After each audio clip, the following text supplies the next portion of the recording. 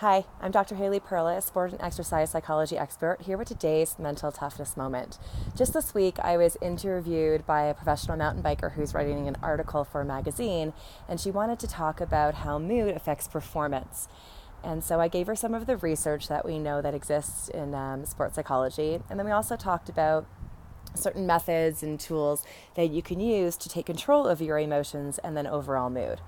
So what we know is that high positive emotions, vigor, excitement, challenge, desire, enjoyment, fun, all of those positive yet high activated emotions positively affect peak performance.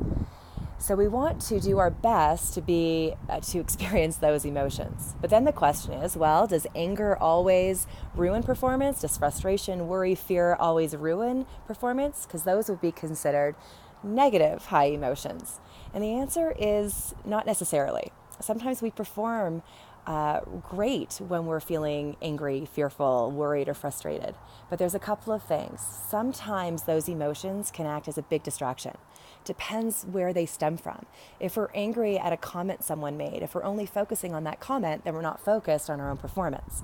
If we're fearful about failing, then we're focused on failing and not focused on performing well. So it can be a distraction. Second is for certain sports that require a lot of effort and energy, which is most sports, negative emotions use up more energy. In essence, they waste energy, whereas positive emotions, sometimes they actually create more energy, but they don't use up as much. So for long-term performance, you don't want to live in a negative world. You want to live in a more positive world.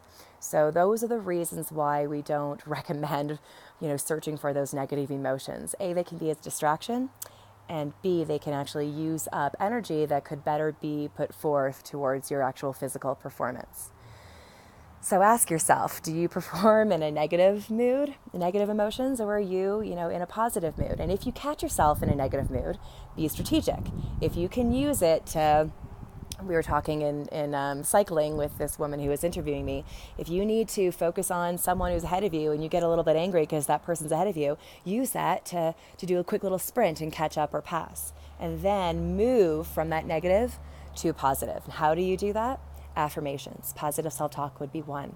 If you have access to music would be another one to quickly change your mood.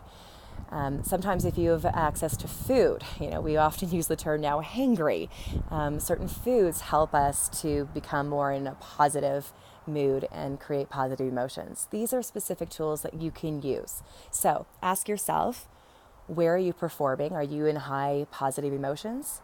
Great. If you do catch yourself in a negative, can you use it strategically?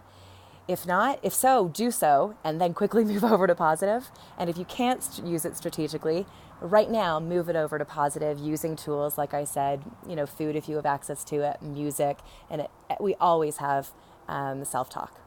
If you have any questions or comments, you know what to do, leave them in the space provided. And until next time, have a wonderful rest of your day.